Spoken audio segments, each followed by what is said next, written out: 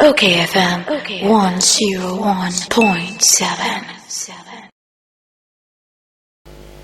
Honorable Mamimra, you sat in Parliament when the budget was read. Now, Eniama, if you free Muba Yeno, dear Namoni Yembeche, Yatise Mukra Makoji budget no so atum, of which Motita phone baby wasn't expecting that to happen. Budget no, dear na Uni Yembeche. Oh, budget today, about Yedim Komo, Nano, the principles are a tie budget, have been passed by 137, 134 votes. Now, yeah, Jenny said, principles are a tie budget, Grano, and Papa, Ewo, and quite so. And yet, some of the areas, Naka, yes, I call ye year, Kebebwa. Now, your principles not met. The minority will have their say, and majority will have their way and the numbers and the pass.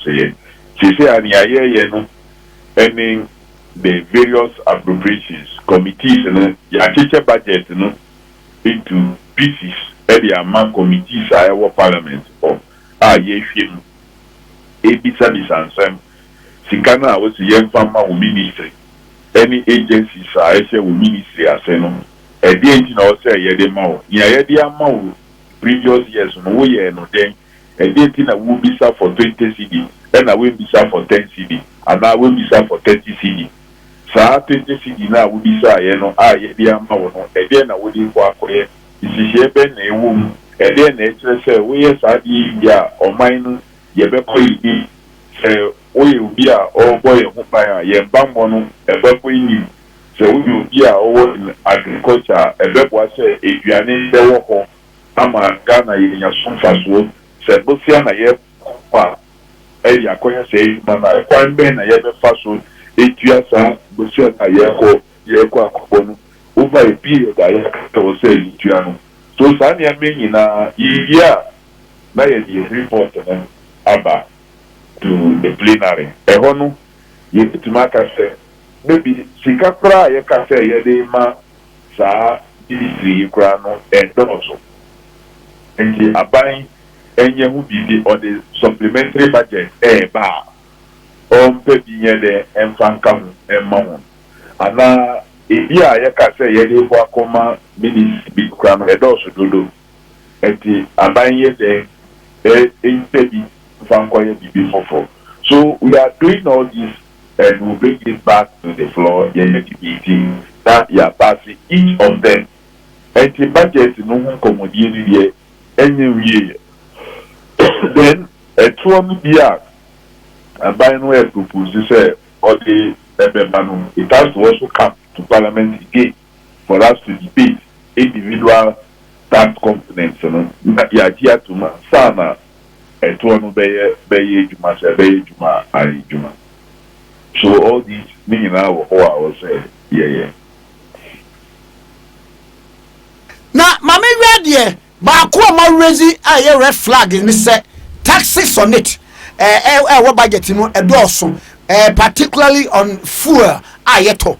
Now, Bakwa Yasati say, sir, a free electricity. Any free water no yedima during COVID time no yes abetua eno ni ya higher been because adie nienti amoma ye kane free is so free no afa kra na adie no ayede ejuma na enkrofon tumi nye ejuma ana omunye bi enye ya pamwon ewe ejuma mana sa time no ye ko lockdown wa omuntu bi ko ejuma se anu ya pamwon kura that time kura ye wo lockdown kura maybe e bi wo a ye pamwon we ejuma ogusu ana uji na kejua even say ye afa since most people have lost their jobs companies na omu banu omuntu mi nso engineer omu na isu yi any so when the tax be tax tax ebe affect you ya enye on profit enye say makwa ye bibi me nya mfaso wo so enti abai say okay mfaso no awunya aye no because of situation or man really won't my main gym by 2 cities, so when you're first 3 cities, the gym 2 cities. Now we want for 8 cities. Now, saa 2 cities, no maybe a quack bibia ebe boy na enunka a bit reasonable.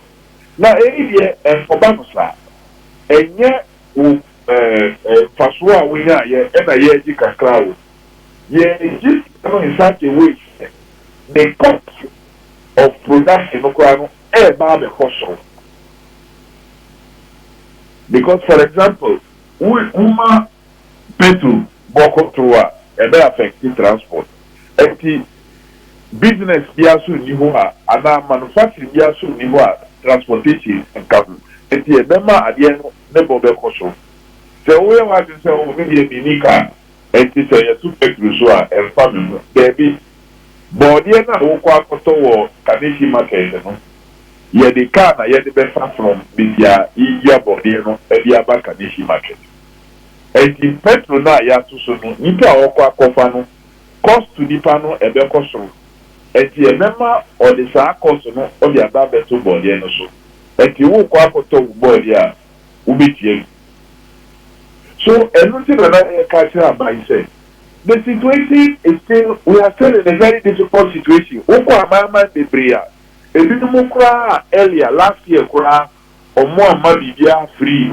This time around they are giving omo ma checks kura earlier mankofo say yedi won. And this is not a timer. We have the say oh ageya media mamu man frame say oh yes free. Afedi e ba be jipusika. Na ni ayeye yakura ka mun say yes road sanitation tax and levy.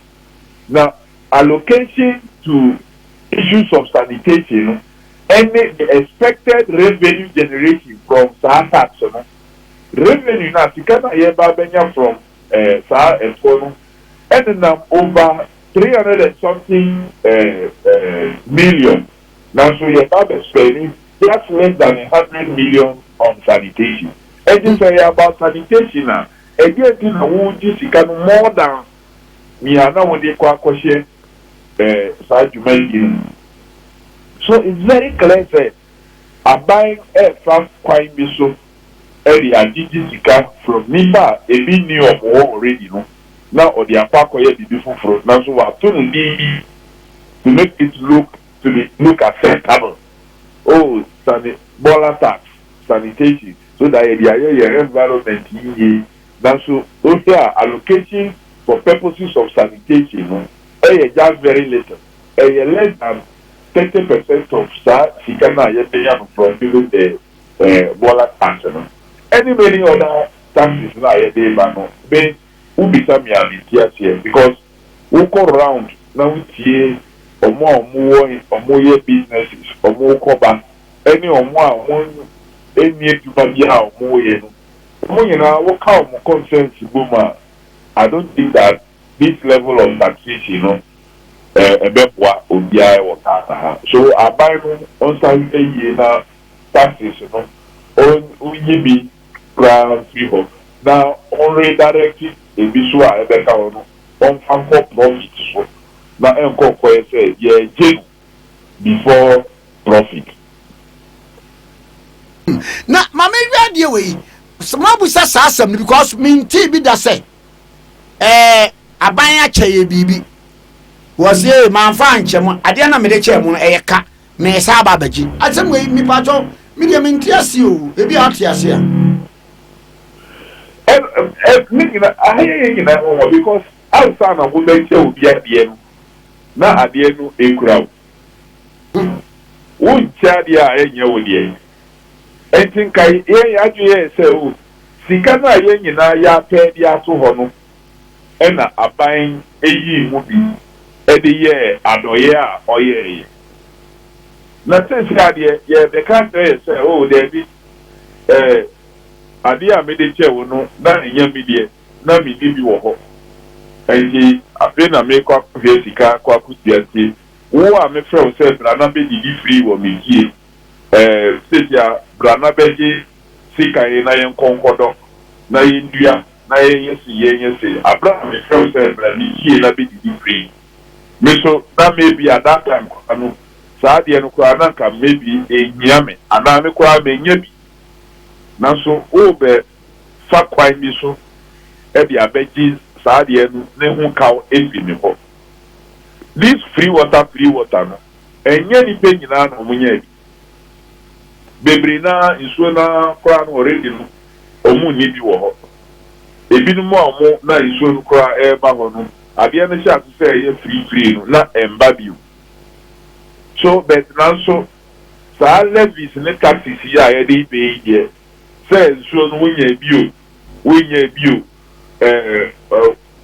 bi wo bi once you would consume no here wo ba bi tia kani eyi a ye dey ma free ebinom wo ho a electricity no enya nkoduru omukro kra omu ni bi ebi wo ho a bibia omuti no electricity ya ni ho generator e no omudi ye omudi show omu how far enti electricity no omu enya bi wo free say as fuel now motor edi adani omu generator no wo sa koto so ama hon because wo ma kani free abra kani no omu enya bi enti omu petrol ni diesel na omu to omu di go omu generator no so neighbors have a cost review because we say a cabia better because woman electricity free electricity are when bi so clearly speaking no adie ya buy ye bad entwe yi kra there were many other means abai no share to raising revenue to support the juma rather than always saying tax necessarily on petroleum a easy way to do this. And my penny the catcher say they are looking at digitalization, they are digitizing or more yes or more money pa Ghana card cry bedale or card number will be yama bebre so they will be able to capture a lot of persons onto the platform. Why say yeah Emma even the outcome of all these very good initiatives first.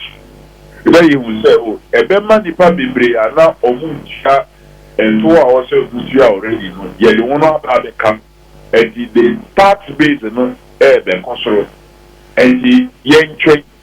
If you don't take care, you always think about linear increase of taxes, you know. Umenya shifra in film. The Kasabi wa yes, the straw that breaks the camel's back. If you pon kwe ya you say obesua ni ama bebre. Na so one head ye na say udru ni limit. Na wo the straw back okra the camwa. Na ebe dani asem fofo. So government must be very careful about the revenue mobilization strategies. One more head year. Me a more expect to cry no omunya.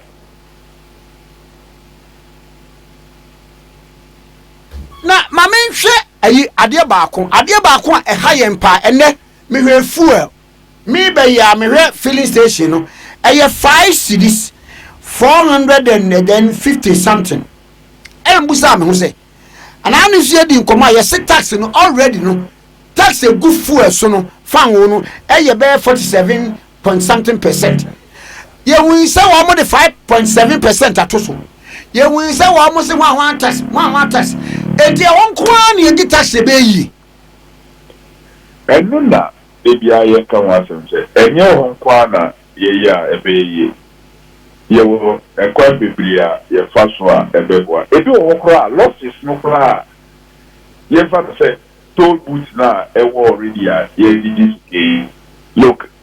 The losses now are huge. Unfortunately, when the motorway electronically no back out of about 8 or 9 lanes now back electronic. Woodruwa and okra de bia free.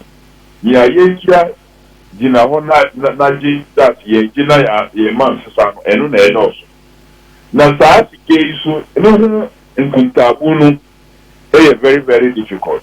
Instead of improving collection, yes, increase the rate, you know, say, nipa make you more. Without improving the accountability process. enti ye increase adeɛ na embeboa aban so much individuals bi ɛna ɔmo bɛnya sika no koraa mo so ɔbɛ mesrɛ sɛ aban yɛn nea ɔwɔ sɛ ɔyɛ let's move on, digitize our systems, reduce human interface.